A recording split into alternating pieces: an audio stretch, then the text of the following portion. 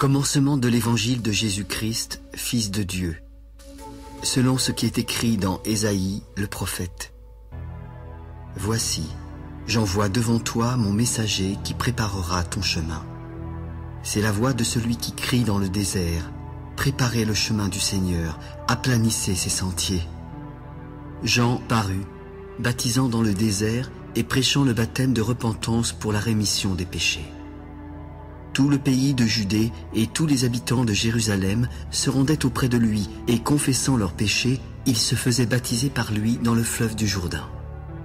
Jean avait un vêtement de poil de chameau et une ceinture de cuir autour des reins. Il se nourrissait de sauterelles et de miel sauvage. Il prêchait en disant : Il vient après moi, celui qui est plus puissant que moi, et je ne suis pas digne de délier en me baissant les lacets de ses souliers. Moi, je vous ai baptisé d'eau.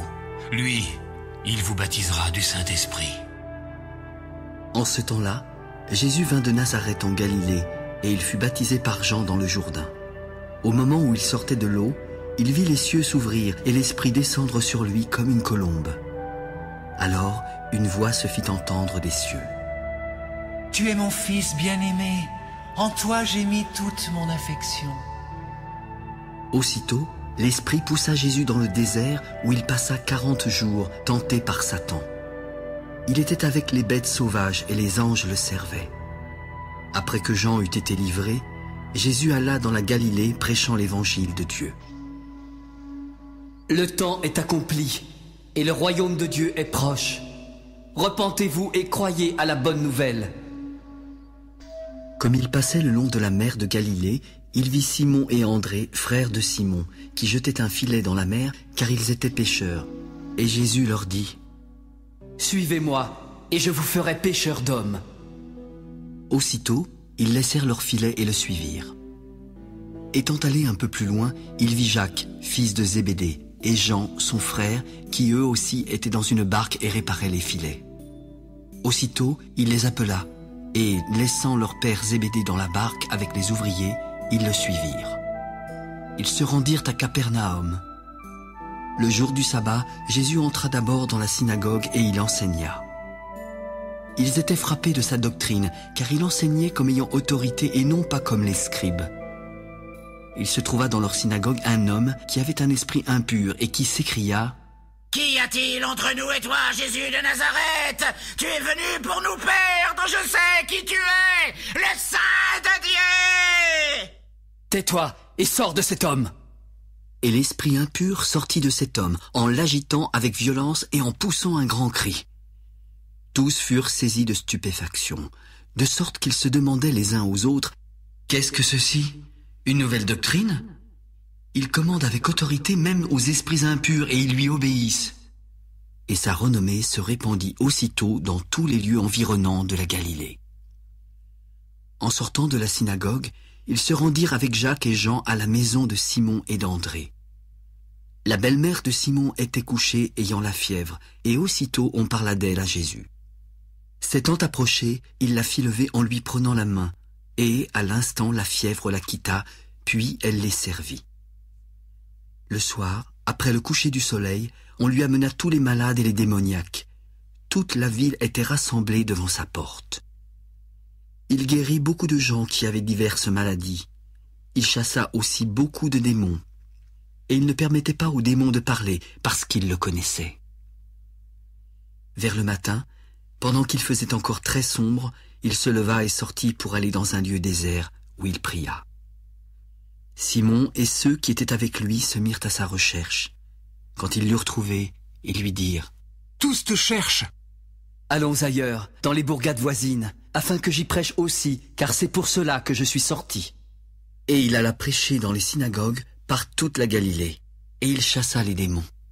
Un lépreux vint à lui et, se jetant à genoux, il lui dit d'un ton suppliant : « Si tu le veux, tu peux me rendre pur. » Jésus, ému de compassion, étendit la main et le toucha.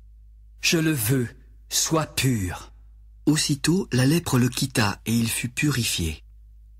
Jésus le renvoya sur le champ avec de sévères recommandations. « Garde-toi de ne rien dire à personne, Mais va te montrer au sacrificateur et offre pour ta purification ce que Moïse a prescrit, afin que cela leur serve de témoignage. » Mais cet homme, s'en étant allé, se mit à publier hautement la chose et à la divulguer, de sorte que Jésus ne pouvait plus entrer publiquement dans une ville. Il se tenait dehors, dans des lieux déserts, et l'on venait à lui de toutes parts. Quelques jours après, Jésus revint à Capernaum. Quand on apprit qu'il était à la maison, il s'assembla un si grand nombre de personnes que l'espace devant la porte ne pouvait plus les contenir. Il leur annonçait la parole. Des gens vinrent à lui, amenant un paralytique porté par 4 hommes. Comme ils ne pouvaient l'aborder à cause de la foule, ils découvrirent le toit de la maison où il était, et ils descendirent par cette ouverture le lit sur lequel le paralytique était couché. Jésus, voyant leur foi, dit au paralytique: « Mon enfant, tes péchés sont pardonnés. » Il y avait là quelques scribes qui étaient assis, et qui se disaient au-dedans d'eux: « Comment cet homme parle-t-il ainsi? Il blasphème. Qui peut pardonner les péchés si ce n'est Dieu seul ?» Jésus, ayant aussitôt connu par son esprit ce qu'ils pensaient, leur dit: « Pourquoi avez-vous de telles pensées dans vos cœurs? Lequel est le plus aisé? De dire au paralytique: tes péchés sont pardonnés? Ou de dire: lève-toi, prends ton lit et marche? Or, afin que vous sachiez que le Fils de l'homme a sur la terre le pouvoir de pardonner les péchés, je te l'ordonne, lève-toi, prends ton lit et va dans ta maison. » À l'instant, le paralytique se leva, prit son lit et sortit en présence de tout le monde, de sorte qu'ils étaient tous dans l'étonnement et glorifiaient Dieu. « Nous n'avons jamais rien vu de pareil. » Jésus sortit de nouveau du côté de la mer. Toute la foule venait à lui et il les enseignait. En passant, il vit Lévi, fils d'Alphée, assis au bureau des péages, et il lui dit: « Suis-moi. » Lévi se leva et le suivit. Comme Jésus était à table dans la maison de Lévi, beaucoup de publicains et de gens de mauvaise vie se mirent aussi à table avec lui et avec ses disciples, car ils étaient nombreux à l'avoir suivi. Les scribes et les pharisiens, le voyant manger avec les publicains et les gens de mauvaise vie, dirent à ses disciples: « Pourquoi mange-t-il et boit-il avec les publicains et les gens de mauvaise vie ?» Jésus, ayant entendu, leur dit: « Ce ne sont pas ceux qui se portent bien qui ont besoin de médecins, mais les malades. Je ne suis pas venu appeler des justes, mais des pécheurs. » Comme les disciples de Jean et les pharisiens jeûnaient, ils se dirigèrent alors vers Jésus. « Pourquoi les disciples de Jean et ceux des pharisiens jeûnent-ils, tandis que tes disciples ne jeûnent point ?» Les amis de l'époux peuvent-ils jeûner pendant que l'époux est avec eux? Aussi longtemps qu'ils ont avec eux l'époux, ils ne peuvent jeûner. Les jours viendront où l'époux leur sera enlevé, alors ils jeûneront en ce jour-là. Personne ne coud une pièce de drap neuf à un vieil habit, autrement la pièce de drap neuf emporterait une partie du vieux et la déchirure serait pire. Et personne ne met du vin nouveau dans de vieilles outres, autrement le vin fait rompre les outres, et le vin et les outres sont perdus. Mais il faut mettre le vin nouveau dans des outres neuves. » Il arriva un jour de sabbat que Jésus traversa des champs de blé. Ses disciples, chemin faisant, se mirent à arracher des épis. Les pharisiens s'adressèrent alors à Jésus. « Pourquoi font-ils ce qui n'est pas permis pendant le sabbat ?» N'avez-vous jamais lu ce que fit David lorsqu'il fut dans la nécessité et qu'il eut faim, lui et ceux qui étaient avec lui? Comment il entra dans la maison de Dieu du temps du souverain sacrificateur Abiatar et mangea les pains de proposition qu'il n'est permis qu'aux sacrificateurs de manger et en donna même à ceux qui étaient avec lui? Le sabbat a été fait pour l'homme et non l'homme pour le sabbat, de sorte que le Fils de l'homme est maître même du sabbat. Jésus entra de nouveau dans la synagogue. Il s'y trouvait un homme qui avait la main sèche. Afin de pouvoir l'accuser, ils observaient Jésus pour voir s'il le guérirait le jour du sabbat. Puis Jésus dit à l'homme qui avait la main sèche: « Lève-toi, là, au milieu. » Puis Jésus s'adressa aux pharisiens. « Est-il permis le jour du sabbat de faire du bien ou de faire du mal, de sauver une personne ou de la tuer ?» Mais ils gardèrent le silence. Alors, promenant ses regards sur eux avec indignation et en même temps affligés de l'endurcissement de leur cœur, il dit à l'homme, « Étends ta main. » Il l'étendit et sa main fut guérie. Les pharisiens sortirent et aussitôt ils se consultèrent avec les Hérodiens sur les moyens de le faire périr. Jésus se retira vers la mer avec ses disciples.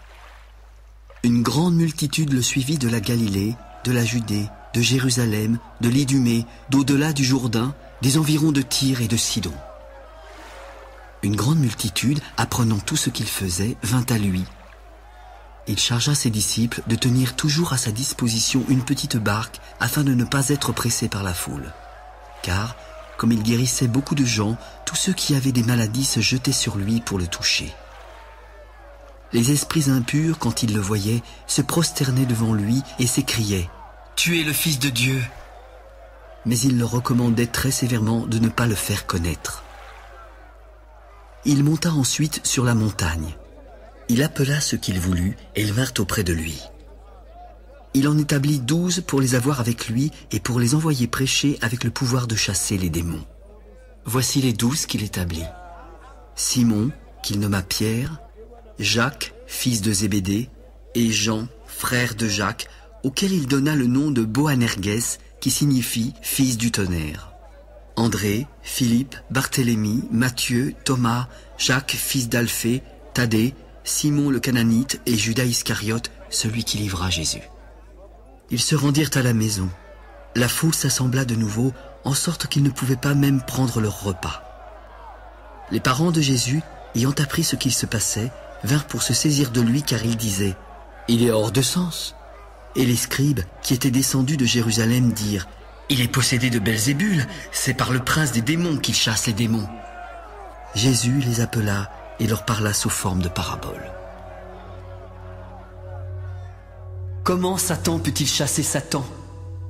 Si un royaume est divisé contre lui-même, ce royaume ne peut subsister. Et si une maison est divisée contre elle-même, cette maison ne peut subsister. Si donc Satan se révolte contre lui-même, il est divisé et ne peut subsister, mais c'en est fait de lui. Personne ne peut entrer dans la maison d'un homme fort et piller ses biens sans avoir auparavant lié cet homme fort. Alors il pillera sa maison. Je vous le dis en vérité, tous les péchés et les blasphèmes qu'ils auront proférés seront pardonnés aux fils des hommes. Mais quiconque blasphémera contre le Saint-Esprit n'obtiendra jamais de pardon. Il est coupable d'un péché éternel. Jésus parla ainsi parce qu'il disait « Il est possédé d'un esprit impur ». Survinrent sa mère et ses frères qui, se tenant dehors, l'envoyèrent appeler.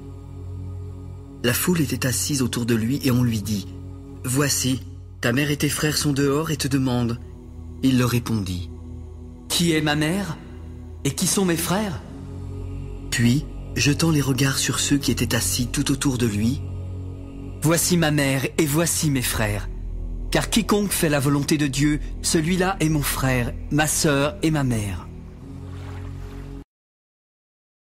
Jésus se mit de nouveau à enseigner au bord de la mer. Une grande foule s'étant assemblée auprès de lui, il monta et s'assit dans une barque sur la mer. Toute la foule était à terre sur le rivage. Il leur enseigna beaucoup de choses en paraboles, et il leur dit dans son enseignement « Écoutez, un semeur sortit pour semer. Comme il semait, une partie de la semence tomba le long du chemin. Les oiseaux vinrent et la mangèrent. Une autre partie tomba dans un endroit pierreux, où elle n'avait pas beaucoup de terre. Elle leva aussitôt parce qu'elle ne trouva pas un sol profond. Mais, quand le soleil parut, elle fut brûlée et sécha, faute de racines. Une autre partie tomba parmi les épines. Les épines montèrent, l'étouffèrent et elle ne donna point de fruits. Une autre partie tomba dans la bonne terre. Elle donna du fruit qui montait et croissait. Elle rapporta 30, 60 et 100 pour un. Que celui qui a des oreilles pour entendre, entende. » Lorsqu'il fut en particulier, ceux qui l'entouraient avec les 12 l'interrogèrent sur les paraboles. Il leur dit alors « C'est à vous qu'a été donné le mystère du royaume de Dieu. Mais pour ceux qui sont dehors, tout se passe en paraboles, afin qu'en voyant, ils voient et n'aperçoivent point. Qu'en entendant, ils entendent et ne comprennent point, de peur qu'ils ne se convertissent et que les péchés ne leur soient pardonnés. Vous ne comprenez pas cette parabole? Comment donc comprendrez-vous toutes les paraboles? Le semeur sème la parole. Les uns sont le long du chemin où la parole est semée.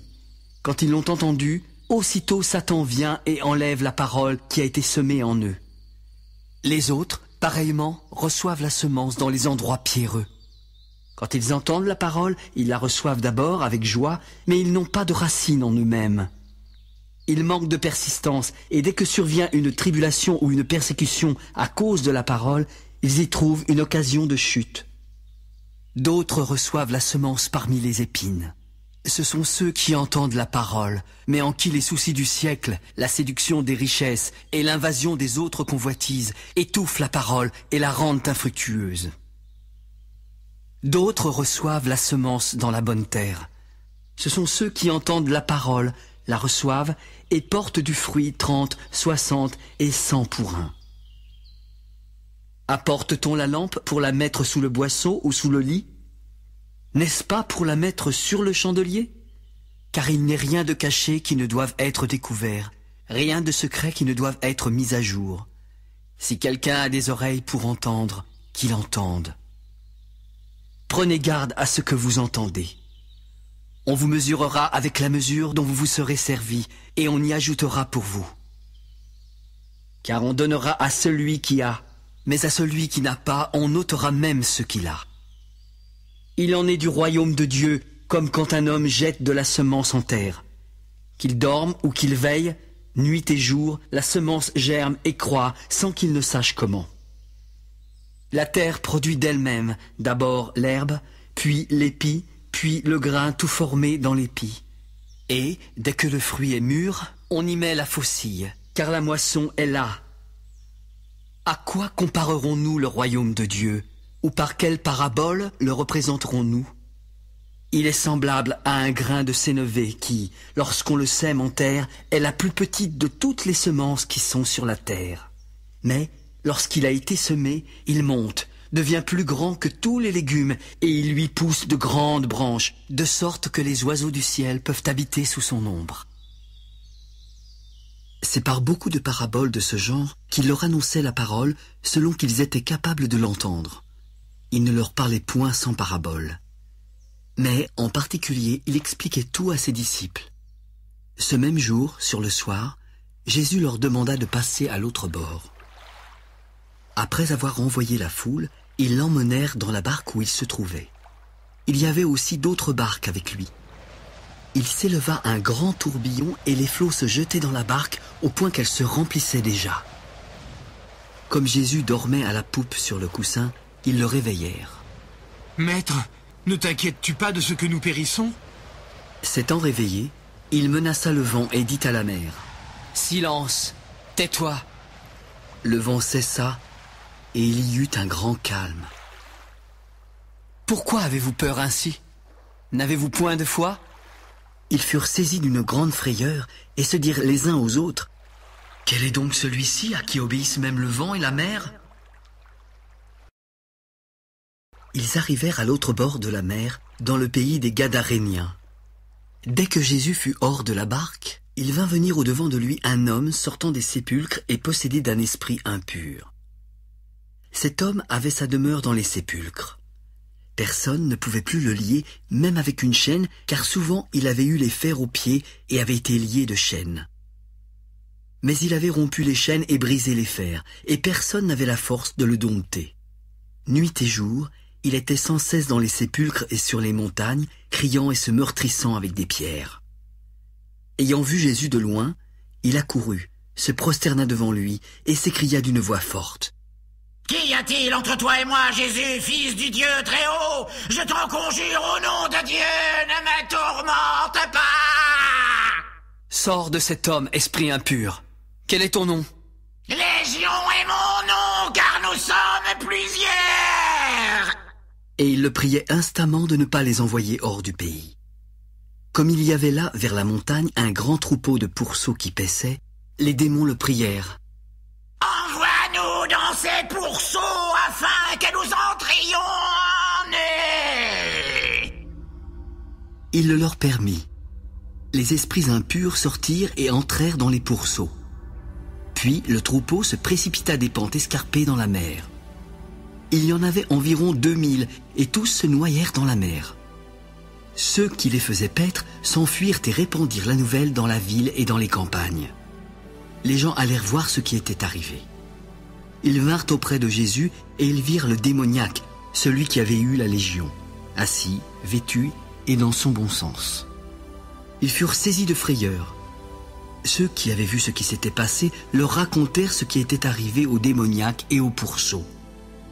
Ils se mirent alors à supplier Jésus de quitter leur territoire. Comme il montait dans la barque, celui qui avait été démoniaque lui demanda la permission de rester avec lui. Jésus ne le lui permit pas, mais il lui dit : « Va dans ta maison, vers les tiens, et raconte-leur tout ce que le Seigneur t'a fait, et comment il a eu pitié de toi. » Il s'en alla et se mit à publier dans la Décapole tout ce que Jésus avait fait pour lui. Ainsi, tous furent dans l'étonnement. Jésus, dans la barque, regagna l'autre rive où une grande foule s'assembla près de lui. Il était au bord de la mer. Alors vint un des chefs de la synagogue, nommé Jaïrus, qui, l'ayant aperçu, se jeta à ses pieds et lui adressa cette instante prière. « Ma petite fille est à l'extrémité. Viens, impose-lui les mains afin qu'elle soit sauvée et qu'elle vive. » Jésus s'en alla avec lui et une grande foule le suivait et le pressait. Or, il y avait une femme atteinte d'une perte de sang depuis 12 ans. Elle avait beaucoup souffert entre les mains de plusieurs médecins. Elle avait dépensé tout ce qu'elle possédait et n'avait éprouvé aucun soulagement, mais était allée plutôt en empirant. Ayant entendu parler de Jésus, elle vint dans la foule par derrière et toucha son vêtement. « Si je puis seulement toucher ses vêtements, je serai guérie. » Au même instant, la perte de sang s'arrêta et elle sentit dans son corps qu'elle était guérie de son mal. Jésus, qui connut aussitôt en lui-même qu'une force était sortie de lui, se retourna au milieu de la foule. « Qui a touché mes vêtements ?» Ses disciples lui dirent : « Tu vois la foule qui te presse et tu dis : Qui m'a touché ?» Il regardait autour de lui pour voir celle qui avait fait cela.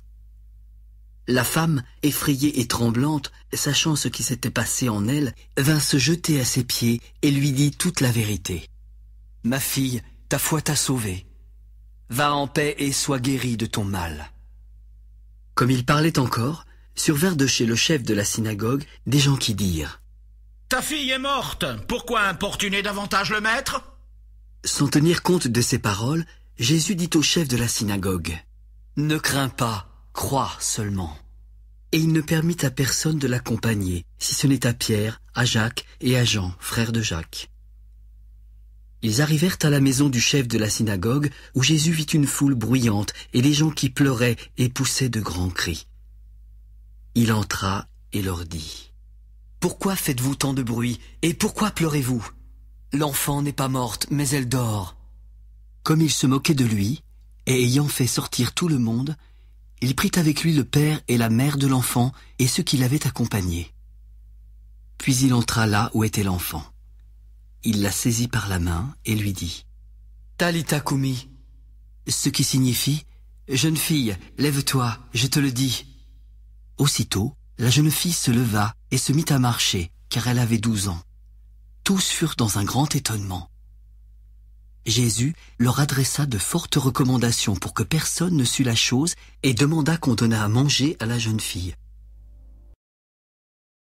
Jésus partit de là et se rendit dans sa patrie. Ses disciples le suivirent. Quand le sabbat fut venu, il se mit à enseigner dans la synagogue. Beaucoup de gens qui l'entendirent étaient étonnés et disaient : « D'où lui viennent ces choses ? Quelle est cette sagesse qui lui a été donnée et comment de tels miracles se font-ils par ses mains ? N'est-ce pas le charpentier, le fils de Marie, le frère de Jacques, de Jose, de Jude et de Simon ? Et ses sœurs ne sont-elles pas ici parmi nous ?»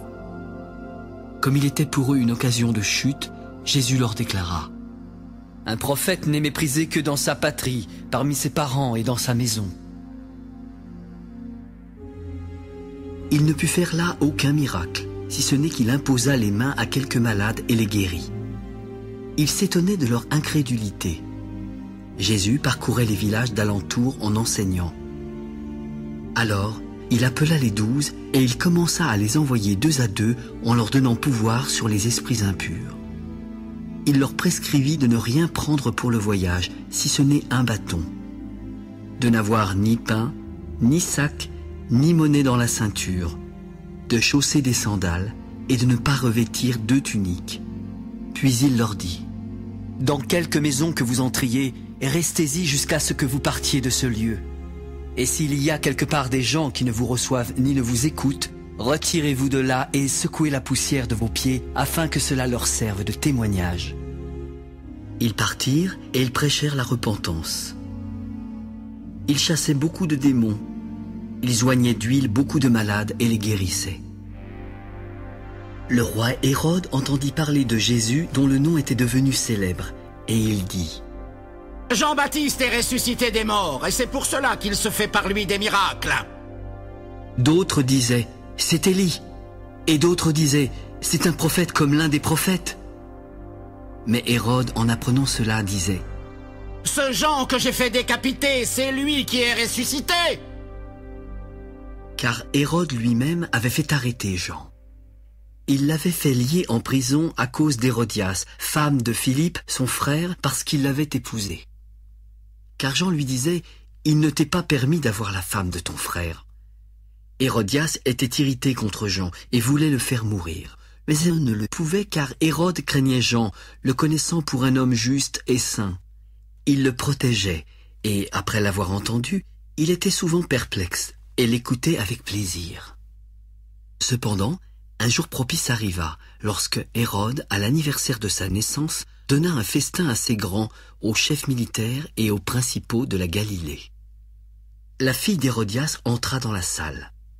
Elle dansa et plut à Hérode et à ses convives. Le roi dit alors à la jeune fille : « Demande-moi ce que tu voudras et je te le donnerai. Ce que tu me demanderas, je te le donnerai, fût-ce la moitié de mon royaume. » Mère, que demanderai-je ? Et sa mère répondit : « La tête de Jean-Baptiste. » Elle s'empressa de rentrer aussitôt vers le roi et lui fit cette demande. « Je veux que tu me donnes à l'instant, sur un plat, la tête de Jean-Baptiste. » Le roi fut attristé, mais à cause de ses serments et des convives, il ne voulut pas lui faire un refus. Il envoya sur le champ un garde avec ordre d'apporter la tête de Jean-Baptiste. Le garde alla décapiter Jean dans la prison et apporta la tête sur un plat. Il la donna à la jeune fille et elle la donna à sa mère. Les disciples de Jean, ayant appris cela, vinrent prendre son corps et le mirent dans un sépulcre. Les apôtres, s'étant rassemblés auprès de Jésus, lui racontèrent tout ce qu'ils avaient fait et tout ce qu'ils avaient enseigné. Jésus leur dit : « Venez à l'écart dans un lieu désert et reposez-vous un peu. » Car il y avait beaucoup d'allants et de venants, et ils n'avaient même pas le temps de manger. Ils partirent donc dans une barque pour aller à l'écart dans un lieu désert. Beaucoup de gens les virent s'en aller et les reconnurent. De toutes les villes, on accourut à pied et on les devança au lieu où ils se rendaient. Quand il sortit de la barque, Jésus vit une grande foule et fut ému de compassion pour eux, parce qu'ils étaient comme des brebis qui n'ont point de berger.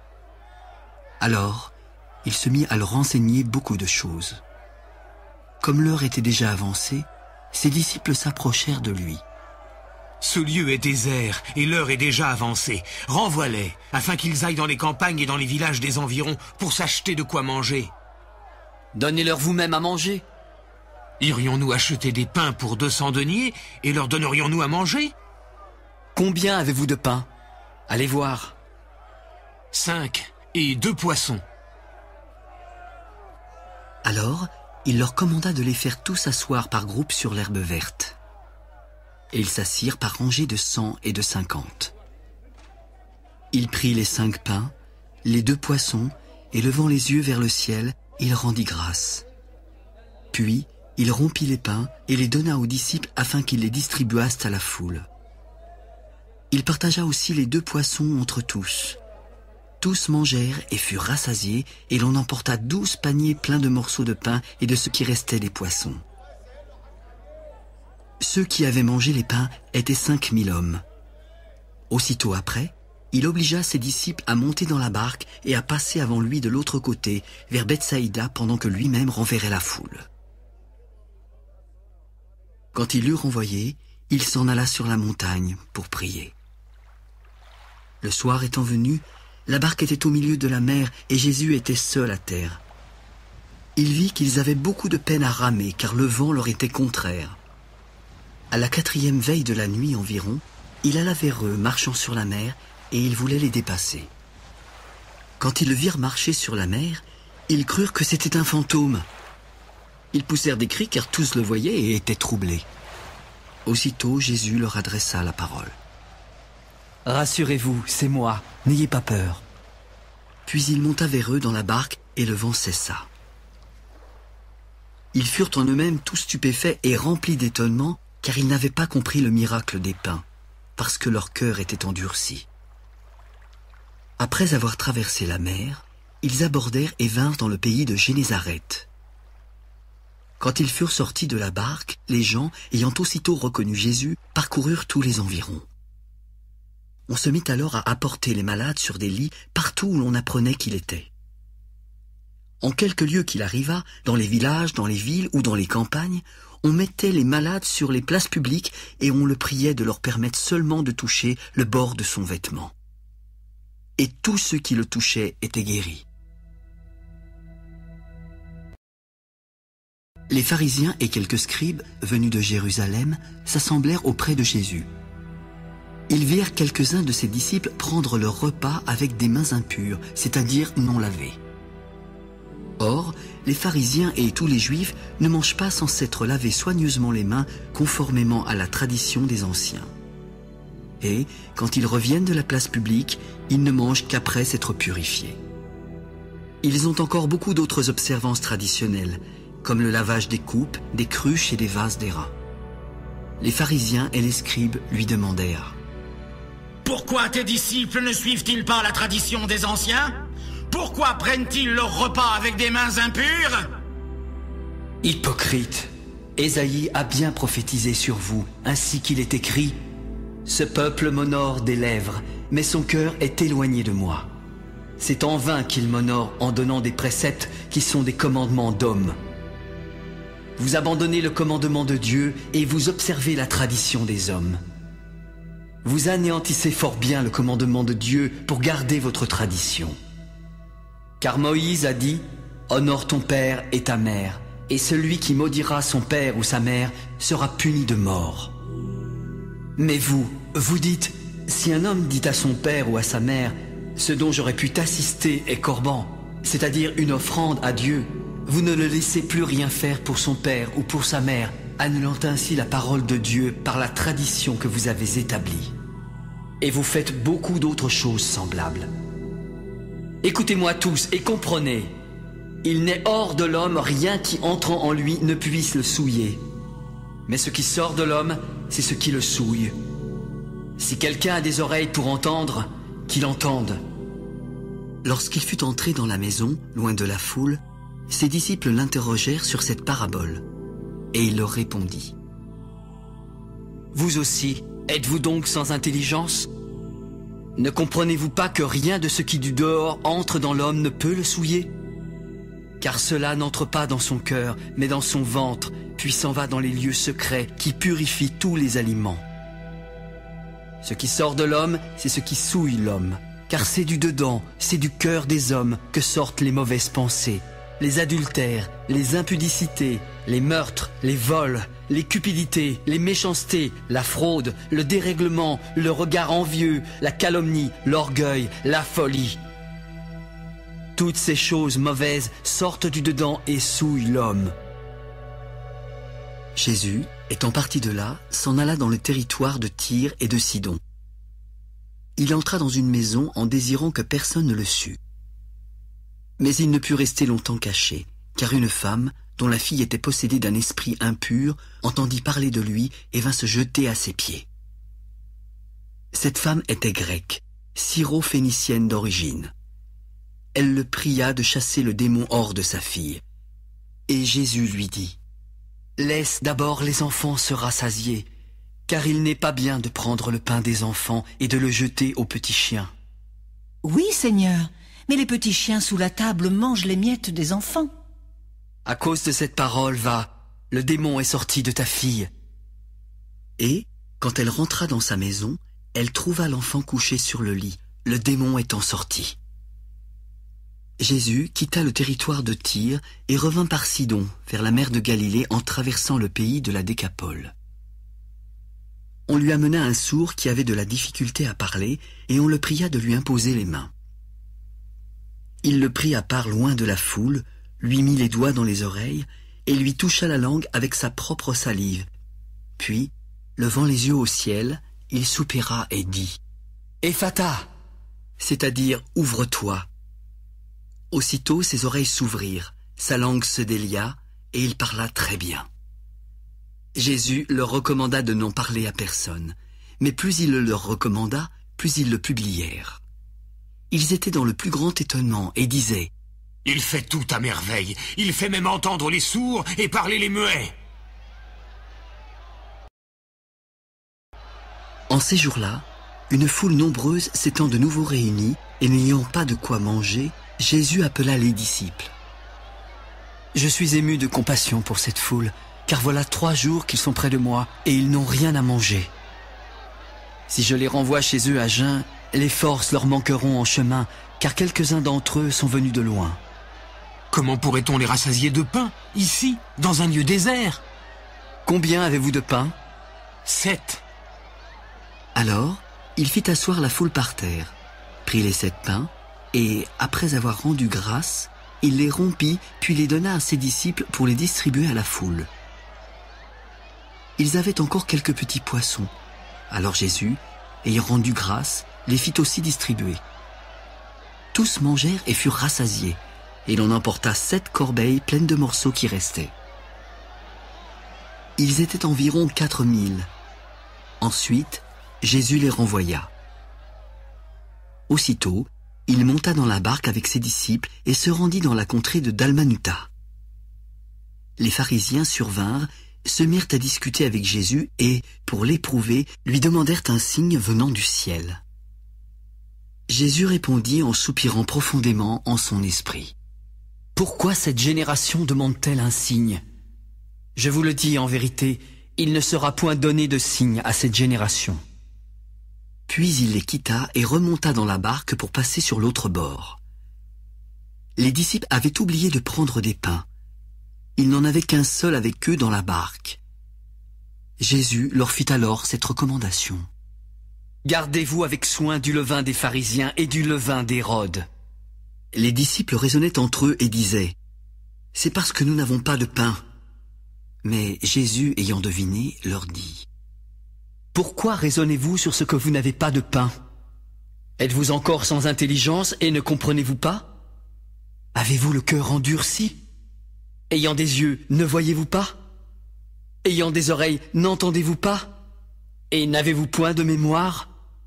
Quand j'ai rompu les 5 pains pour les 5000 hommes, combien de paniers pleins de morceaux avez-vous emporté ? 12. Et quand j'ai rompu les 7 pains pour les 4000 hommes, combien de corbeilles pleines de morceaux avez-vous emporté ? 7. Ne comprenez-vous pas encore ? Ils se rendirent à Bethsaïda et on amena vers Jésus un aveugle qu'on le pria de toucher.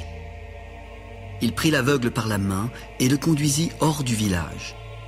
Puis il lui mit de la salive sur les yeux, lui imposa les mains et lui demanda s'il voyait quelque chose. « J'aperçois les hommes, mais j'en vois comme des arbres, et qui marchent. » Jésus lui mit de nouveau les mains sur les yeux, et quand l'aveugle regarda fixement, il fut guéri et vit tout distinctement. Alors Jésus le renvoya dans sa maison en lui demandant de ne pas entrer dans le village. Jésus s'en alla avec ses disciples dans les villages de Césarée et de Philippe, et en chemin, il leur posa cette question. « Qui dit-on que je suis ?» Les uns Jean-Baptiste, les autres Élie, les autres l'un des prophètes. Et vous, qui dites-vous que je suis ? Pierre lui répondit. Tu es le Christ. Jésus leur recommanda sévèrement de ne dire cela de lui à personne. Alors il commença à leur apprendre qu'il fallait que le Fils de l'homme souffrit beaucoup, qu'il fût rejeté par les anciens, par les principaux sacrificateurs et par les scribes, qu'il fut mis à mort et qu'il ressuscita 3 jours après. Il leur disait ces choses ouvertement. Pierre, l'ayant pris à part, se mit à le reprendre. Mais Jésus, se retournant et regardant ses disciples, le réprimanda. « Arrière de moi, Satan, car tu ne conçois pas les choses de Dieu, tu n'as que des pensées humaines. Si quelqu'un veut venir après moi, qu'il renonce à lui-même, qu'il se charge de sa croix et qu'il me suive. Car celui qui voudra sauver sa vie la perdra, mais celui qui perdra sa vie à cause de moi et de la bonne nouvelle la sauvera. Que sert-il à un homme de gagner tout le monde s'il perd son âme? Que donnerait un homme en échange de son âme? Car quiconque aura honte de moi et de mes paroles au milieu de cette génération adultère et pécheresse, le Fils de l'homme aura aussi honte de lui quand il viendra dans la gloire de son Père avec les saints anges. »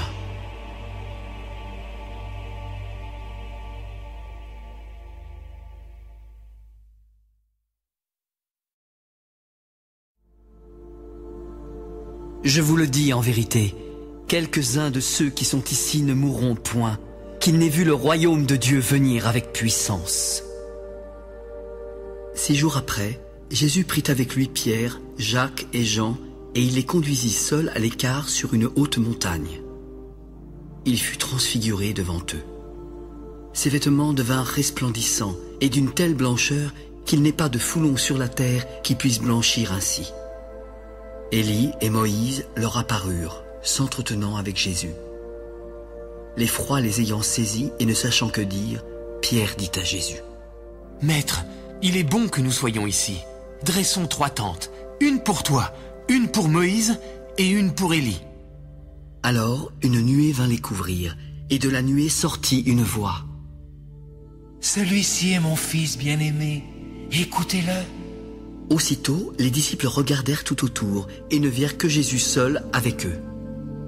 Comme ils descendaient de la montagne, Jésus leur recommanda de ne dire à personne ce qu'ils avaient vu, jusqu'à ce que le Fils de l'homme fût ressuscité des morts.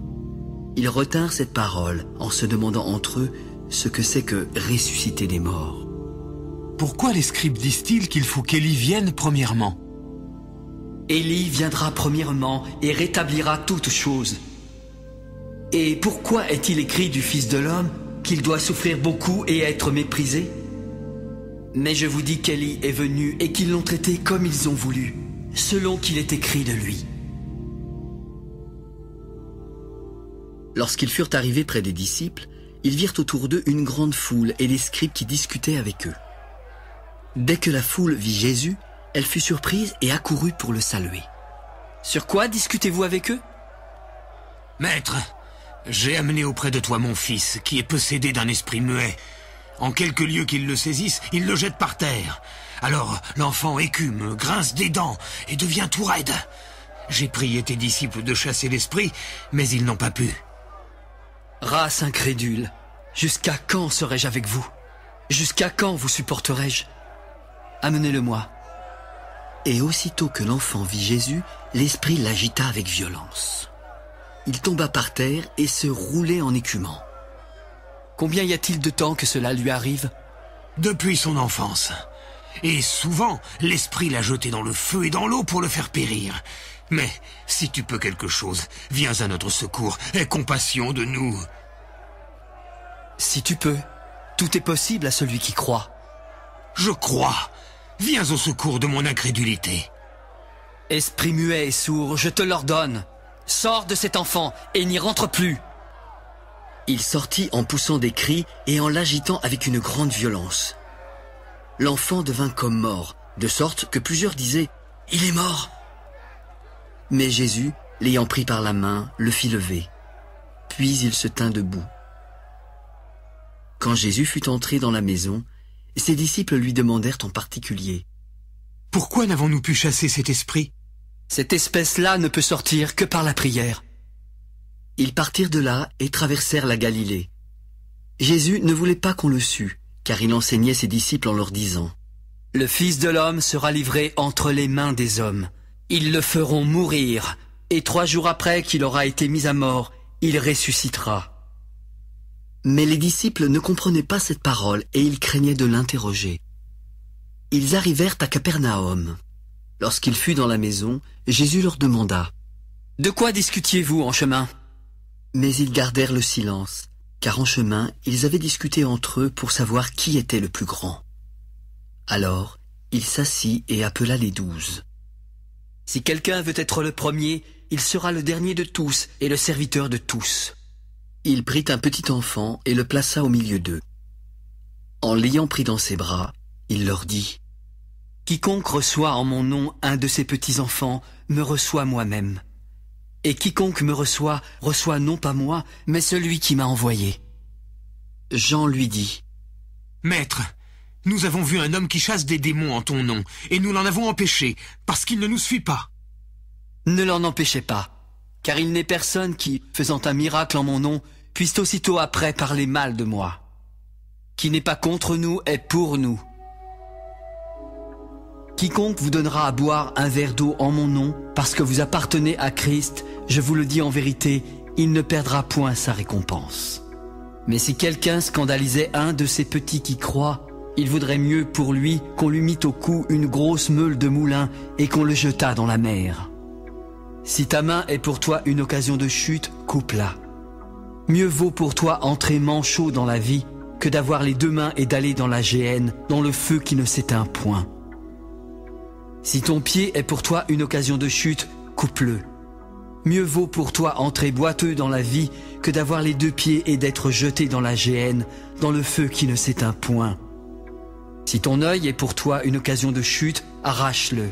Mieux vaut pour toi entrer dans le royaume de Dieu n'ayant qu'un œil que d'avoir 2 yeux et d'être jeté dans la géhenne, où leur ver ne meurt point et où le feu ne s'éteint point. Car tout homme sera salé de feu. Le sel est une bonne chose, mais si le sel devient sans saveur, avec quoi l'assaisonnerez-vous? Ayez du sel en vous-même et soyez en paix les uns avec les autres. Jésus, étant parti de là, se rendit dans le territoire de Judée, au-delà du Jourdain. La foule s'assembla de nouveau près de lui et, selon sa coutume, il se mit encore à l'enseigner. Les pharisiens l'abordèrent et, pour l'éprouver, ils lui demandèrent s'il est permis à un homme de répudier sa femme.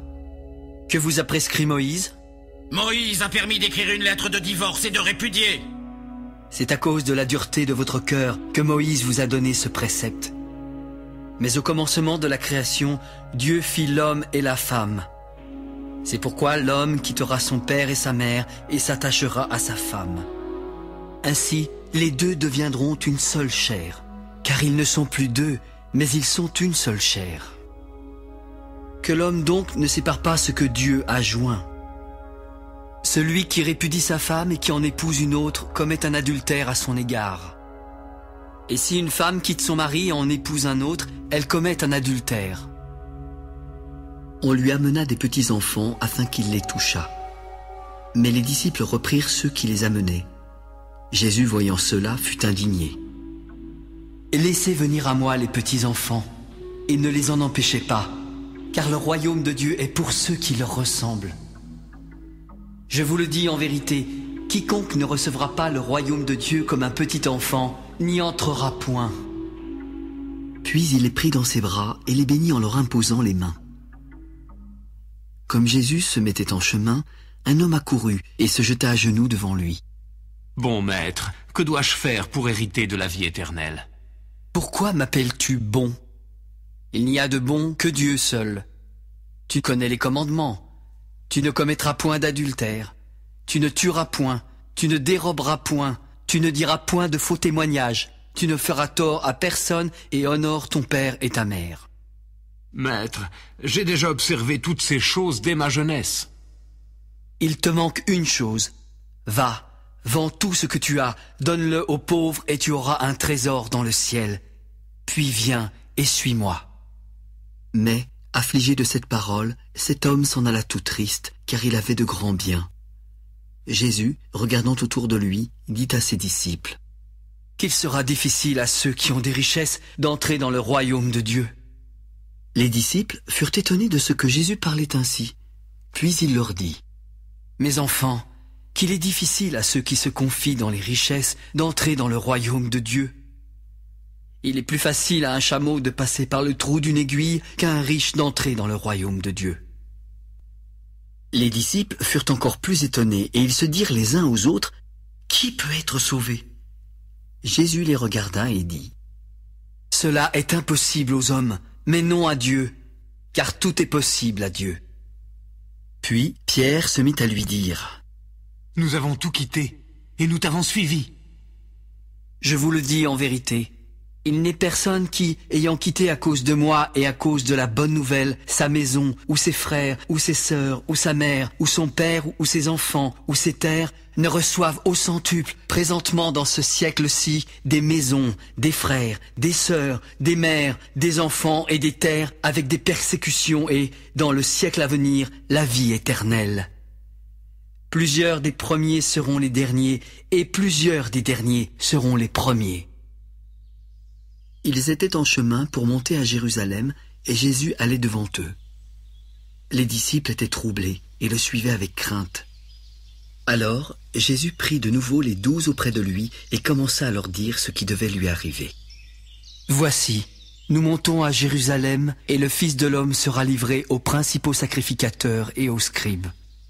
Ils le condamneront à mort et le livreront aux païens, qui se moqueront de lui, cracheront sur lui, le battront de verges et le feront mourir.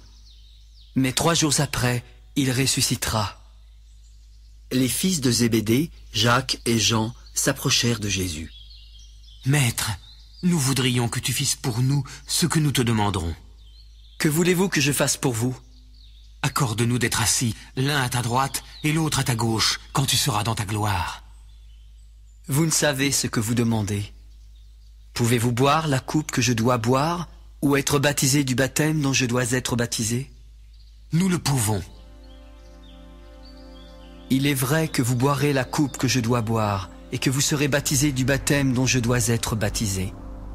Mais pour ce qui est d'être assis à ma droite ou à ma gauche, cela ne dépend pas de moi. Il ne sera donné qu'à ceux à qui cela est réservé. Les 10, ayant entendu cela, commencèrent à s'indigner contre Jacques et Jean. Jésus les appela et leur dit, « Vous savez que ceux qu'on regarde comme les chefs des nations les tyrannisent et que les grands les dominent? Il n'en est pas de même au milieu de vous. Mais quiconque veut être grand parmi vous, qu'il soit votre serviteur, et quiconque veut être le premier parmi vous, qu'il soit l'esclave de tous. Car le Fils de l'homme est venu, non pour être servi, mais pour servir et donner sa vie comme la rançon de plusieurs. » Ils arrivèrent à Jéricho. Et, lorsque Jésus en sortit avec ses disciples et une assez grande foule, le fils de Timée, Bartimée, mendiant aveugle, était assis au bord du chemin. Il entendit que c'était Jésus de Nazareth et se mit à crier. « Fils de David, Jésus, aie pitié de moi !» Plusieurs le reprenaient pour le faire taire, mais il criait beaucoup plus fort. « Fils de David, aie pitié de moi !» Appelez-le. Ils appelèrent l'aveugle en lui disant, « Prends courage, lève-toi, il t'appelle. » L'aveugle jeta son manteau et se levant d'un bond, vint vers Jésus. « Que veux-tu que je te fasse ?»« Maître, que je recouvre la vue. » « Va, ta foi t'a sauvé. » Aussitôt, il recouvra la vue et suivit Jésus dans le chemin.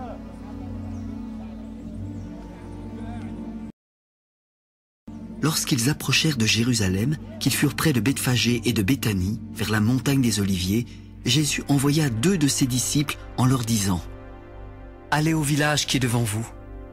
Dès que vous y serez entrés, vous trouverez un ânon attaché sur lequel aucun homme ne s'est encore assis. Détachez-le et amenez-le. Si quelqu'un vous dit « Pourquoi faites-vous cela ?» Répondez « Le Seigneur en a besoin, et à l'instant, il le laissera venir ici. » Les disciples, étant allés, trouvèrent l'ânon attaché dehors près d'une porte au contour du chemin, et ils le détachèrent. Quelques-uns de ceux qui étaient là leur dirent « Que faites-vous? Pourquoi détachez-vous cet ânon ?»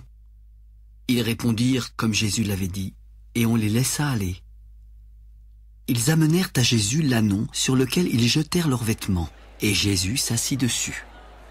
Beaucoup de gens étendirent leurs vêtements sur le chemin, et d'autres des branches qu'ils coupèrent dans les champs.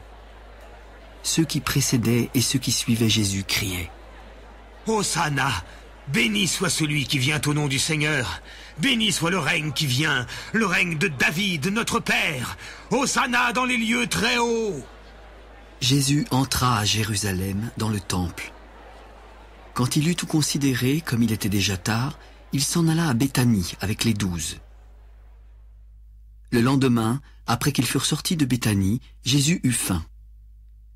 Apercevant de loin un figuier qui avait des feuilles, il alla voir s'il y trouverait quelque chose, et, s'en étant approché, il ne trouva que des feuilles, car ce n'était pas la saison des figues. Ses disciples l'entendirent alors prendre la parole. « Que jamais personne ne mange de ton fruit. » Ils arrivèrent à Jérusalem, et Jésus entra dans le temple. Il se mit à chasser ceux qui vendaient et qui achetaient dans le temple. Il renversa les tables des changeurs, les sièges des vendeurs de pigeons, et il ne laissait personne transporter aucun objet à travers le temple. Il enseignait et disait: « N'est-il pas écrit « Ma maison sera appelée une maison de prière pour toutes les nations » ? Mais vous en avez fait une caverne de voleurs. » Les principaux sacrificateurs et les scribes, l'ayant entendu, cherchèrent les moyens de le faire périr, car ils le craignaient et que toute la foule était frappée de sa doctrine. Quand le soir fut venu, Jésus sortit de la ville. Le matin, en passant, les disciples virent le figuier séché jusqu'aux racines. Pierre, se rappelant ce qui s'était passé, dit à Jésus: « Rabbi, regarde, le figuier que tu as maudit a séché. » Ayez foi en Dieu. Je vous le dis en vérité, si quelqu'un dit à cette montagne, « Ôte-toi de là et jette-toi dans la mer », et s'il ne doute point en son cœur, mais croit que ce qu'il dit arrive, il le verra s'accomplir. C'est pourquoi je vous dis, tout ce que vous demanderez en priant, croyez que vous l'avez reçu et vous le verrez s'accomplir. Et, lorsque vous êtes debout, faisant votre prière, si vous avez quelque chose contre quelqu'un, pardonnez, afin que votre Père qui est dans les cieux vous pardonne aussi vos offenses. Mais si vous ne pardonnez pas, votre Père qui est dans les cieux ne vous pardonnera pas non plus vos offenses. Ils se rendirent de nouveau à Jérusalem, et pendant que Jésus se promenait dans le temple, les principaux sacrificateurs, les scribes et les anciens vinrent à lui. « Par quelle autorité fais-tu ces choses? Et qui t'a donné l'autorité de les faire ?» Je vous adresserai aussi une question. Répondez-moi, et je vous dirai par quelle autorité je fais ces choses. Le baptême de Jean venait-il du ciel ou des hommes? Répondez-moi. Mais ils raisonnèrent ainsi entre eux. Si nous répondons du ciel, il dira: pourquoi donc n'avez-vous pas cru en lui? Et si nous répondons des hommes? Ils craignaient le peuple, car tous tenaient réellement Jean pour un prophète. Alors ils répondirent à Jésus: nous ne savons. Alors Jésus leur dit: moi non plus, je ne vous dirai pas par quelle autorité je fais ces choses. Jésus se mit ensuite à leur parler en parabole. Un homme planta une vigne. Il l'entoura d'une haie, creusa un pressoir et bâtit une tour. Puis il la ferma à des vignerons et quitta le pays. Au temps de la récolte, il envoya un serviteur vers les vignerons pour recevoir d'eux une part du produit de la vigne. S'étant saisis de lui, ils le battirent et le renvoyèrent à vide. Il envoya de nouveau vers eux un autre serviteur. Ils le frappèrent à la tête et l'outragèrent. Il en envoya un troisième qu'ils tuèrent, puis plusieurs autres qu'ils battirent ou tuèrent. Il avait encore un fils bien-aimé. Il envoya vers eux le dernier en disant: « Ils auront du respect pour mon fils. » Mais ces vignerons dirent entre eux: « Voici l'héritier, venez, tuons-le et l'héritage sera à nous. » Et ils se saisirent de lui, le tuèrent et le jetèrent hors de la vigne. Maintenant, que fera le maître de la vigne? Il viendra, fera périr les vignerons et il donnera la vigne à d'autres. N'avez-vous pas lu cette parole de l'Écriture? La pierre qu'ont rejetée ceux qui bâtissaient est devenue la principale de l'angle. C'est par la volonté du Seigneur qu'elle l'est devenue, et c'est un prodige à nos yeux. Il cherchait à se saisir de lui, mais il craignait la foule. Ils avaient compris que c'était pour eux que Jésus avait dit cette parabole. Alors, ils le quittèrent et s'en allèrent. Ils envoyèrent auprès de Jésus quelques-uns des pharisiens et des hérodiens afin de le surprendre par ses propres paroles. « Maître, nous savons que tu es vrai, que tu ne t'inquiètes de personne, car tu ne regardes pas à l'apparence des hommes, et tu enseignes la voie de Dieu selon la vérité. Est-il permis ou non de payer le tribut à César? Devons-nous payer ou ne pas payer? » Pourquoi me tentez-vous? Apportez-moi un denier afin que je le voie. Ils en apportèrent un, et Jésus leur demanda. De qui sont cette effigie et cette inscription? De César. Rendez à César ce qui est à César, et à Dieu ce qui est à Dieu. Et ils furent dans l'étonnement à son égard. Les Sadducéens, qui disent qu'il n'y a point de résurrection, vinrent auprès de Jésus et lui firent cette question. « Maître, voici ce que Moïse nous a prescrit. Si le frère de quelqu'un meurt et laisse une femme sans avoir d'enfant, son frère épousera sa veuve et suscitera une postérité à son frère. Or, il y avait 7 frères. Le premier se maria et mourut sans laisser de postérité. Le second prit la veuve pour femme et mourut sans laisser de postérité. Il en fut de même du troisième, et aucun des 7 ne laissa de postérité. Après eux tous, la femme mourut aussi. À la résurrection duquel d'entre eux sera-t-elle la femme? Car les 7 l'ont eue pour femme. » N'êtes-vous pas dans l'erreur parce que vous ne comprenez ni les Écritures, ni la puissance de Dieu?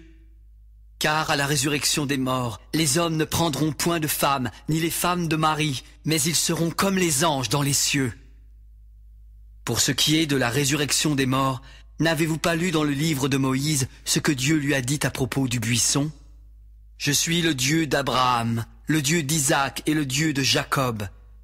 Dieu n'est pas Dieu des morts, mais des vivants. Vous êtes grandement dans l'erreur. Un des scribes, qui les avait entendus discuter, sachant que Jésus avait bien répondu aux Sadducéens, s'approcha.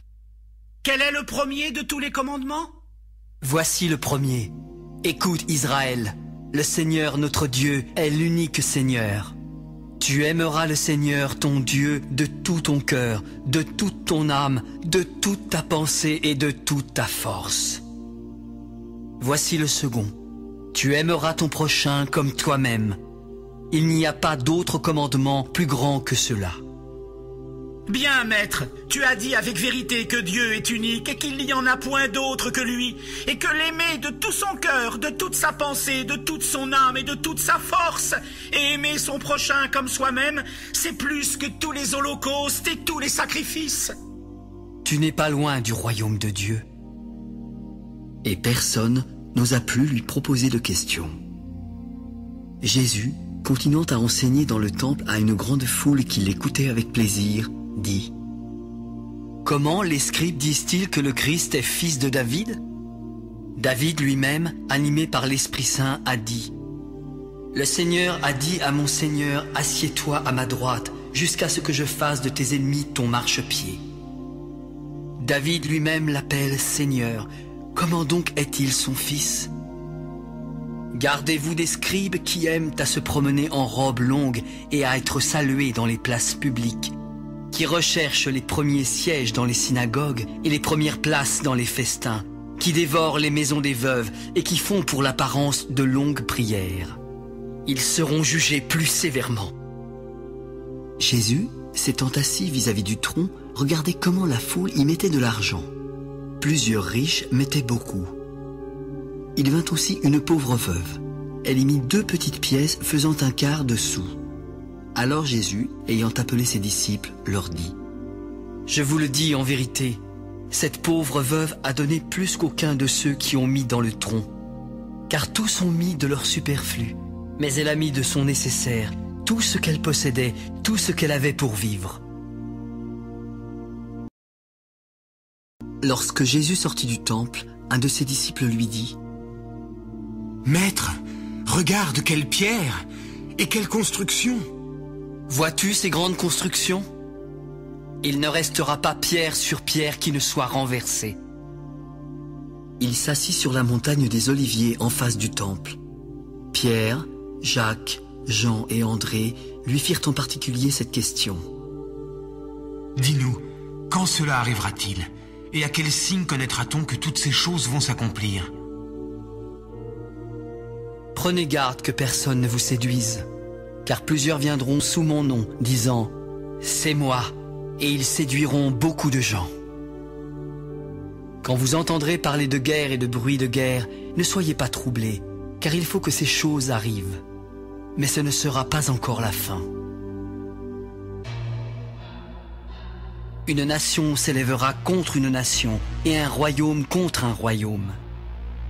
Il y aura des tremblements de terre en divers lieux, il y aura des famines. Ce ne sera que le commencement des douleurs. Prenez garde à vous-même.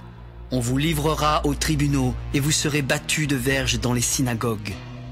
Vous comparaîtrez devant des gouverneurs et devant des rois à cause de moi pour leur servir de témoignage. Il faut premièrement que la bonne nouvelle soit prêchée à toutes les nations. Quand on vous emmènera pour vous livrer, ne vous inquiétez pas d'avance de ce que vous aurez à dire, mais dites ce qui vous sera donné à l'heure même, car ce n'est pas vous qui parlerez, mais l'Esprit Saint. Le frère livrera son frère à la mort et le père son enfant. Les enfants se soulèveront contre leurs parents et les feront mourir. Vous serez haïs de tous à cause de mon nom, mais celui qui persévérera jusqu'à la fin sera sauvé. Lorsque vous verrez l'abomination de la désolation établie là où elle ne doit pas être, alors que ceux qui seront en Judée fuient dans les montagnes. Que celui qui sera sur le toit ne descende pas et n'entre pas pour prendre quelque chose dans sa maison, et que celui qui sera dans les champs ne retourne pas en arrière pour prendre son manteau.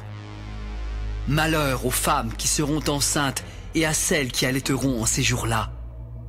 Priez pour que ces choses n'arrivent pas en hiver, car la détresse en ces jours sera telle qu'il n'y en a point eu de semblable depuis le commencement du monde que Dieu a créé jusqu'à présent, et qu'il n'y en aura jamais. Et si le Seigneur n'avait abrégé ces jours, personne ne serait sauvé, mais il les a abrégés à cause des élus qu'il a choisis. Si quelqu'un vous dit alors « Le Christ est ici » ou « Il est là », ne le croyez pas, car il s'élèvera de faux Christ et de faux prophètes. Ils feront des prodiges et des miracles pour séduire les élus s'il était possible. Soyez sur vos gardes, je vous ai tout annoncé d'avance.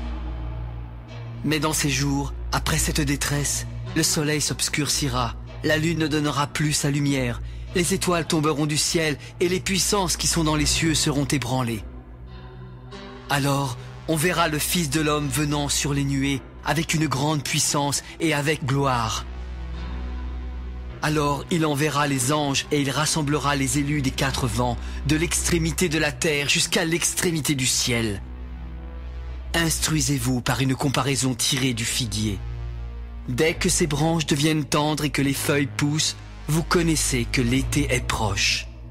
De même, quand vous verrez ces choses arriver, sachez que le Fils de l'homme est proche à la porte.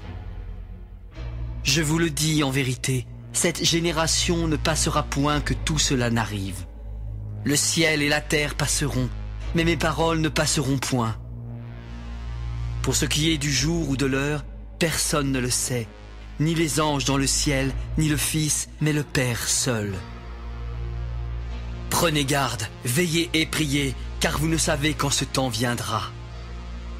Il en sera comme d'un homme qui, partant pour un voyage, laisse sa maison, remet l'autorité à ses serviteurs, indique à chacun sa tâche et ordonne au portier de veiller. Veillez donc, car vous ne savez quand viendra le maître de la maison, ou le soir, ou au milieu de la nuit, ou au chant du coq, ou le matin. Craignez qu'il ne vous trouve endormi à son arrivée soudaine. Ce que je vous dis, je le dis à tous, veillez. La fête de Pâques et des pains sans levain devait avoir lieu 2 jours après. Les principaux sacrificateurs et les scribes cherchaient les moyens d'arrêter Jésus par ruse et de le faire mourir. Car ils disaient que ce ne soit pas pendant la fête afin qu'il n'y ait pas de tumulte parmi le peuple. Comme Jésus était à Béthanie, dans la maison de Simon le lépreux, une femme entra pendant qu'il se trouvait à table. Elle tenait un vase d'albâtre qui renfermait un parfum de nard pur de grand prix et, ayant rompu le vase, elle répandit le parfum sur la tête de Jésus. Quelques-uns exprimèrent entre eux leur indignation. À quoi bon perdre ce parfum? On aurait pu le vendre plus de 300 deniers et les donner aux pauvres. Et ils s'irritaient contre cette femme. Mais Jésus dit, « Laissez-la.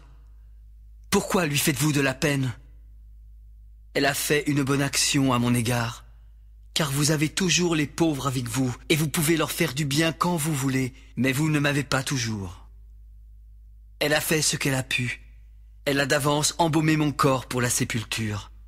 Je vous le dis en vérité, partout où la bonne nouvelle sera prêchée, dans le monde entier, on racontera aussi en mémoire de cette femme ce qu'elle a fait. » Judas Iscariote, l'un des 12, alla vers les principaux sacrificateurs afin de leur livrer Jésus. Après l'avoir entendu, ils furent dans la joie et promirent de lui donner de l'argent. Alors, Judas cherchait une occasion favorable pour le livrer. Le premier jour des pains sans levain, où l'on immolait la Pâque, les disciples de Jésus lui dirent, « Où veux-tu que nous allions te préparer la Pâque? » « Allez à la ville, vous rencontrerez un homme portant une cruche d'eau, suivez-le. Quelque part qu'il entre, dites au maître de la maison, le maître dit, où est le lieu où je mangerai la Pâque avec mes disciples? Et il vous montrera une grande chambre haute, meublée et toute prête. C'est là que vous nous préparerez la Pâque. » Les disciples partirent, arrivèrent à la ville et trouvèrent les choses comme il leur avait dit. Et ils préparèrent la Pâque. Le soir étant venu, il arriva avec les 12. Pendant qu'ils étaient à table et qu'ils mangeaient, Jésus dit, « Je vous le dis en vérité, l'un de vous qui mange avec moi me livrera. » Ils commencèrent à s'attrister et à lui dire l'un après l'autre, « Est-ce moi ?» C'est l'un des 12 qui met avec moi la main dans le plat. Le Fils de l'homme s'en va selon ce qui est écrit de lui. Mais malheur à l'homme par qui le Fils de l'homme est livré. Mieux vaudrait pour cet homme qu'il ne fût pas né. Pendant qu'ils mangeaient, Jésus prit du pain, et, après avoir rendu grâce, il le rompit et le leur donna en disant, « Prenez, ceci est mon corps. » Il prit ensuite une coupe, et, après avoir rendu grâce, il la leur donna. Ils en burent tous, puis il leur dit, « Ceci est mon sang, le sang de l'alliance qui est répandu pour plusieurs. Je vous le dis en vérité, je ne boirai plus jamais du fruit de la vigne jusqu'au jour où je le boirai nouveau dans le royaume de Dieu. » Après avoir chanté les cantiques, ils se rendirent à la montagne des Oliviers. Jésus leur dit alors, « Vous serez tous scandalisés, car il est écrit, « Je frapperai le berger, et les brebis seront dispersées. » Mais, après que je serai ressuscité, je vous précéderai en Galilée. Pierre lui répondit, « Quand tous seraient scandalisés, je ne serai pas scandalisé. » Je te le dis en vérité, toi, aujourd'hui, cette nuit même, avant que le coq chante 2 fois, tu me renieras 3 fois. Mais Pierre reprit plus fortement, « Quand il me faudrait mourir avec toi, je ne te renierai pas. » Et tous dirent la même chose. Ils allèrent ensuite dans un lieu appelé Gethsémané, et Jésus dit à ses disciples, « Asseyez-vous ici, pendant que je prierai. » Il prit avec lui Pierre, Jacques et Jean, et il commença à éprouver de la frayeur et des angoisses. « Mon âme est triste jusqu'à la mort. Restez ici et veillez. » Puis, ayant fait quelques pas en avant, il se jeta contre terre et pria que s'il était possible, cette heure s'éloignât de lui. « Abba, Père, toutes choses te sont possibles. Éloigne de moi cette coupe. Toutefois, non pas ce que je veux, mais ce que tu veux. » Il vint vers les disciples qu'il trouva endormis et dit à Pierre, « Simon, tu dors? Tu n'as pu veiller 1 heure? Veillez et priez, afin que vous ne tombiez pas en tentation. L'esprit est bien disposé, mais la chair est faible. » Il s'éloigna de nouveau et fit la même prière. Il revint et les trouva encore endormis, car leurs yeux étaient appesantis. Ils ne surent que lui répondre. il revint pour la 3e fois et leur dit : « Dormez maintenant et reposez-vous. C'est assez, l'heure est venue. Voici, le Fils de l'homme est livré aux mains des pécheurs. Levez-vous, allons. Voici, celui qui me livre s'approche. »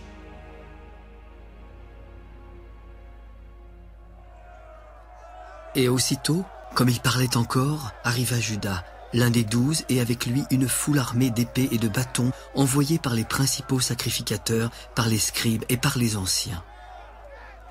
Celui qui le livrait leur avait donné ce signe : « Celui que je baiserai, c'est lui. Saisissez-le et emmenez-le sûrement. » Dès qu'il fut arrivé, il s'approcha de Jésus, disant : « Rabbi !» Et il le baisa. Alors ces gens mirent la main sur Jésus et le saisirent. Un de ceux qui étaient là, tirant l'épée, frappa le serviteur du souverain sacrificateur et lui emporta l'oreille. Jésus, prenant la parole, leur dit : « Vous êtes venus comme après un brigand, avec des épées et des bâtons, pour vous emparer de moi. J'étais tous les jours parmi vous, enseignant dans le temple, et vous ne m'avez pas saisi. Mais c'est afin que les Écritures soient accomplies. » Alors tous l'abandonnèrent et prirent la fuite. Un jeune homme le suivait, n'ayant sur le corps qu'un drap. On se saisit de lui, mais il lâcha son vêtement et se sauva tout nu. Ils emmenèrent Jésus chez le souverain sacrificateur, où s'assemblèrent tous les principaux sacrificateurs, les anciens et les scribes. Pierre le suivit de loin jusque dans l'intérieur de la cour du souverain sacrificateur. Il s'assit avec les serviteurs et se chauffait près du feu. Les principaux sacrificateurs et tout le Sanhédrin cherchaient un témoignage contre Jésus pour le faire mourir. Et ils n'en trouvaient point, car plusieurs rendaient de faux témoignages contre lui. Mais les témoignages ne s'accordaient pas. Quelques-uns se levèrent et portèrent un faux témoignage contre lui, disant : « Nous l'avons entendu dire, je détruirai ce temple fait de main d'homme, et en 3 jours j'en bâtirai un autre qui ne sera pas fait de main d'homme. » Même sur ce point-là, leurs témoignages ne s'accordaient pas. Alors le souverain sacrificateur, se levant au milieu de l'assemblée, interrogea Jésus. « Ne réponds-tu rien ? Qu'est-ce que ces gens déposent contre toi ?» Jésus garda le silence et ne répondit rien. Le souverain sacrificateur l'interrogea de nouveau. « Es-tu le Christ, le Fils du Dieu béni ?»« Je le suis, et vous verrez le Fils de l'homme assis à la droite de la puissance de Dieu et venant sur les nuées du ciel. » Alors le souverain sacrificateur déchira ses vêtements et dit : « Qu'avons-nous encore besoin de témoins ? Vous avez entendu le blasphème !»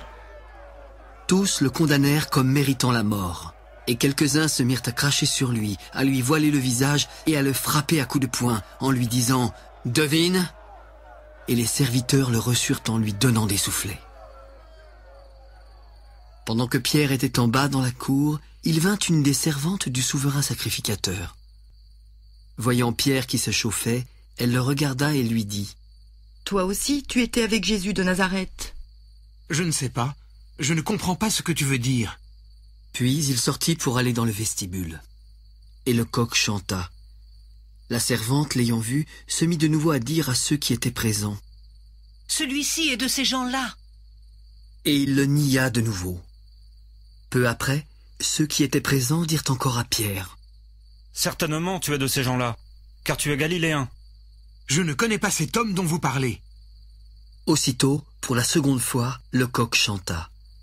Et Pierre se souvint de la parole que Jésus lui avait dite : « Avant que le coq chante 2 fois, tu me renieras 3 fois. » Et en y réfléchissant, il pleurait. Dès le matin, les principaux sacrificateurs tinrent conseil avec les anciens, les scribes et tout le Sanhédrin. Après avoir lié Jésus, ils l'emmenèrent et le livrèrent à Pilate. Pilate l'interrogea. « Es-tu le roi des Juifs ?» ?»« Tu le dis. » Les principaux sacrificateurs portaient contre lui plusieurs accusations. Pilate l'interrogea de nouveau. « Ne réponds-tu rien ? Vois de combien de choses il t'accuse. » Et Jésus ne fit plus aucune réponse, ce qui étonna Pilate. À chaque fête, il relâchait un prisonnier, celui que demandait la foule. Il y avait en prison un nommé Barabbas avec ses complices, pour un meurtre qu'ils avaient commis dans une sédition. La foule, étant montée, se mit à demander ce qu'il avait coutume de leur accorder. Pilate leur répondit. « Voulez-vous que je vous relâche le roi des Juifs ?» Car il savait que c'était par envie que les principaux sacrificateurs l'avaient livré. Mais les chefs des sacrificateurs excitèrent la foule afin que Pilate leur relâchât plutôt Barabbas. Pilate, reprenant la parole, leur dit « Que voulez-vous donc que je fasse de celui que vous appelez le roi des Juifs ?»« Crucifie-le » !« Quel mal a-t-il fait ?»« Crucifie-le » Pilate, voulant satisfaire la foule, leur relâcha Barabbas. Et, après avoir fait battre de verges Jésus, il le livra pour être crucifié. Les soldats conduisirent Jésus dans l'intérieur de la cour et ils assemblèrent toute la cohorte. Ils le revêtirent de pourpre et posèrent sur sa tête une couronne d'épines qu'ils avaient tressée. Puis ils se mirent à le saluer. « Salut, roi des Juifs !» Et ils lui frappaient la tête avec un roseau, crachaient sur lui et fléchissant les genoux, ils se prosternaient devant lui. Après s'être ainsi moqués de lui, ils lui ôtèrent la pourpre, lui remirent ses vêtements et l'emmenèrent pour le crucifier. Ils forcèrent à porter la croix de Jésus à un passant qui revenait des champs, Simon de Cyrène, père d'Alexandre et de Rufus. Puis ils conduisirent Jésus au lieu nommé Golgotha, ce qui signifie lieu du crâne. Ils lui donnèrent à boire du vin mêlé de myrrhe, mais il ne le prit pas. Ils le crucifièrent et se partagèrent ses vêtements en tirant au sort pour savoir ce que chacun aurait. C'était la 3e heure quand ils le crucifièrent. L'inscription indiquant le sujet de sa condamnation portait ces mots. « Le roi des Juifs ». Ils crucifièrent avec lui 2 brigands, l'un à sa droite et l'autre à sa gauche. Ainsi fut accompli ce que dit l'Écriture. Il a été mis au nombre des malfaiteurs. Les passants l'injuriaient et secouaient la tête en disant « Et toi qui détruis le temple et le rebâtis en 3 jours, sauve-toi toi-même en descendant de la croix !» Les principaux sacrificateurs aussi, avec les scribes, se moquaient entre eux et disaient « Il a sauvé les autres et il ne peut se sauver lui-même. Que le Christ, le roi d'Israël, descende maintenant de la croix, afin que nous voyions et que nous croyions. » Ceux qui étaient crucifiés avec lui l'insultaient aussi. La 6e heure étant venue, il y eut des ténèbres sur toute la terre, jusqu'à la 9e heure. Et à la 9e heure, Jésus s'écria d'une voix forte. « Élie, Élie, lama sabachthani » ce qui signifie « Mon Dieu, pourquoi m'as-tu abandonné ?» Quelques-uns de ceux qui étaient là, l'ayant entendu, dirent « Voici, il appelle Élie !» L'un d'eux courut remplir une éponge de vinaigre, et, l'ayant fixé à un roseau, il lui donna à boire en disant « Laissez! Voyons si Élie viendra le descendre !» Mais Jésus, ayant poussé un grand cri, expira. Le voile du temple se déchira en 2, depuis le haut jusqu'en bas. Le centenier qui était en face de Jésus, voyant qu'il avait expiré de la sorte, dit « Assurément, cet homme était fils de Dieu. » Il y avait aussi des femmes qui regardaient de loin. Parmi elles était Marie de Magdala, Marie, mère de Jacques le mineur et de Jose, et Salomé qui le suivait et le servait lorsqu'il était en Galilée, et plusieurs autres qui étaient montés avec lui à Jérusalem. Le soir étant venu, comme c'était la veille du sabbat, arriva Joseph d'Arimathée, conseiller de distinction, qui lui-même attendait aussi le royaume de Dieu. Il osa se rendre vers Pilate pour demander le corps de Jésus. Pilate s'étonna qu'il fût mort si tôt, fit venir le centenier et lui demanda s'il était mort depuis longtemps. S'en étant assuré par le centenier, il donna le corps à Joseph. Et Joseph, ayant acheté un linceul, descendit Jésus de la croix, l'enveloppa du linceul et le déposa dans un sépulcre taillé dans le roc. Puis il roula une pierre à l'entrée du sépulcre. Marie de Magdala et Marie, mère de Jose, regardaient où on le mettait. Lorsque le sabbat fut passé, Marie de Magdala, Marie, mère de Jacques et Salomé, achetèrent des aromates afin d'aller embaumer Jésus. Le premier jour de la semaine, elles se rendirent au sépulcre de grand matin, comme le soleil venait de se lever. Qui nous roulera la pierre loin de l'entrée du sépulcre? Et, levant les yeux, elles aperçurent que la pierre, qui était très grande, avait été roulée. Elles entrèrent dans le sépulcre, virent un jeune homme assis à droite, vêtu d'une robe blanche, et elles furent épouvantées. « N'ayez pas peur. Vous cherchez Jésus de Nazareth qui a été crucifié. Il est ressuscité. Il n'est point ici. Voici le lieu où on l'avait mis. Mais allez dire à ses disciples et à Pierre qu'il vous précède en Galilée. C'est là que vous le verrez, comme il vous l'a dit. » Elles sortirent du sépulcre et s'enfuirent. La peur et le trouble les avaient saisies, et elles ne dirent rien à personne à cause de leur effroi. Jésus, étant ressuscité le matin du premier jour de la semaine, apparut d'abord à Marie de Magdala, de laquelle il avait chassé 7 démons. Elle alla emporter la nouvelle à ceux qui avaient été avec lui, qui pleuraient et s'affligeaient. Quand ils entendirent qu'il vivait et qu'elle l'avait vu, ils ne le crurent point. Après cela, il apparut sous une autre forme à 2 d'entre eux qui étaient en chemin pour aller à la campagne. Il revint l'annoncer aux autres qui ne les crurent pas non plus. Enfin, il apparut aux 11 pendant qu'ils étaient à table et il leur reprocha leur incrédulité et la dureté de leur cœur, parce qu'ils n'avaient pas cru ceux qui l'avaient vu ressusciter. Puis il leur dit: « Allez par tout le monde et prêchez la bonne nouvelle à toute la création. Celui qui croira et qui sera baptisé sera sauvé, mais celui qui ne croira pas sera condamné. Voici les miracles qui accompagneront ceux qui auront cru. En mon nom, ils chasseront les démons, ils parleront de nouvelles langues, ils saisiront des serpents. S'ils boivent quelques breuvages mortels, ils ne leur feront point de mal. Ils imposeront les mains aux malades, et les malades seront guéris. » Le Seigneur, après leur avoir parlé, fut enlevé au ciel, et il s'assit à la droite de Dieu. Et ils s'en allèrent prêcher partout. Le Seigneur travaillait avec eux et confirmait la parole par les miracles qui l'accompagnaient.